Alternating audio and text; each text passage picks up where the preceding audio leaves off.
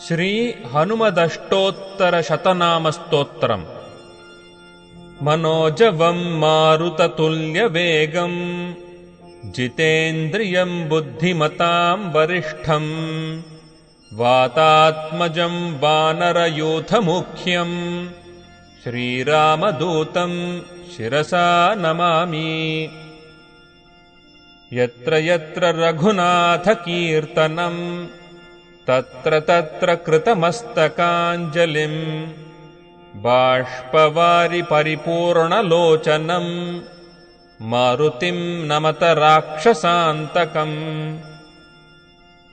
आञ्जनेयो महावीरो हनुमान् मारुतात्मजः तत्त्वज्ञानप्रदः सीतादेवीमुद्रप्रदायकः अशोकवनिकाच्छेत्ता सर्वमाया विभञ्जनः सर्वबन्धविमोक्ता च रक्षो विध्वंसकारकः परविद्यापरिहारः परशौर्यविनाशनः परमन्त्रनिराकर्ता परयन्त्रप्रभेदनः